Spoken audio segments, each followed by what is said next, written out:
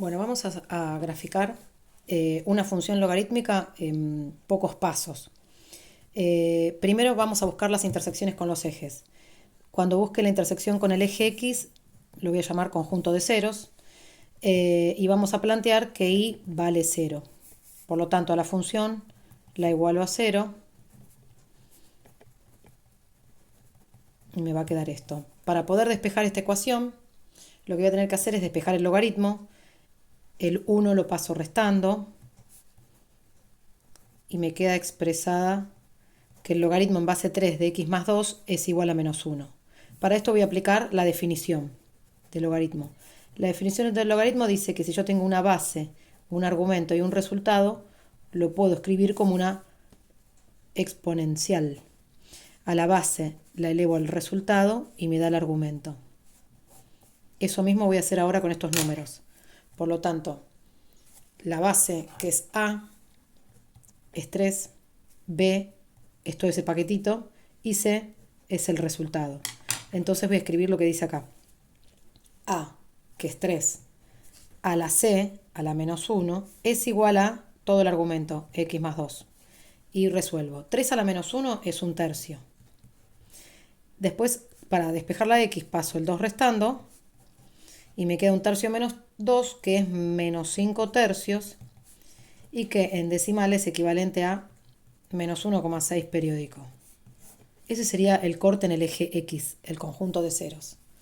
Ahora vamos a buscar la ordenada al origen, que sería el corte en el eje Y. Planteo que X es igual a 0. Voy a la fórmula, reemplazo a la X por 0 y me queda logaritmo en base 3 de 2 más 1. Primero resuelvo este logaritmo con el cambio de base en la calculadora. Logaritmo de 2 dividido logaritmo de 3. Si acá no reconoces lo de la definición, podés ir a un video de definición de logaritmos que te explico esto. Y acá de cambio de base, de cómo resolver un logaritmo. Todo esto está en otros videos de logaritmo. Esto se resuelve en la calculadora, haces logaritmo, el de la calculadora, que es base 10 de 2 dividido el logaritmo de 3, y esto me va a dar 0,63 más 1. O sea que esto me termina dando 1,63. Este es el valor donde corta al eje Y, que se llama ordenada al origen. Después voy a buscar la asíntota. Todas las funciones logarítmicas tienen una asíntota vertical. Y siempre las voy a sacar del argumento. ¿Por qué? Porque en el argumento no puedo tener valores ni 0 ni negativos. Por lo tanto, voy a plantear cuándo ese argumento me da 0. Cuando x vale menos 2. Entonces, cuando x vale menos 2, yo voy a poner una asíntota, porque para aquel lado no pasa. Entonces ya está la asíntota vertical. Y por último, voy a usar un valor para darme cuenta un poquito más de lo que tengo que dibujar. Que le voy a poner acá un valor en x, por ejemplo el 1, y lo voy a reemplazar en la fórmula. 1 más 3 más 2, 3. Me queda el logaritmo en base 3 de 3 y lo puedo resolver con el cambio de base o pensar a cuánto tengo que elevar al 3 para que me dé 3 a la 1. Más 1, 2. Lo haces con la calculadora, mentalmente es lo mismo. Y ahora todos estos datos, donde corta el eje X, donde corta el eje Y, la asíntota y este punto extra que saqué, que ahora tengo un punto que es 1, 2, lo voy a pasar a un gráfico y lo voy a graficar. Bueno, acá tengo el gráfico, voy a poner entonces primero donde corta el eje X en menos 1,6, tengo menos 1, tengo menos 2, menos 1,6, se encuentra aproximadamente ahí, marco el puntito. En la ordenada del origen es 1,63, 1, 2, 1,63, está ahí arriba, aproximadamente marco el punto.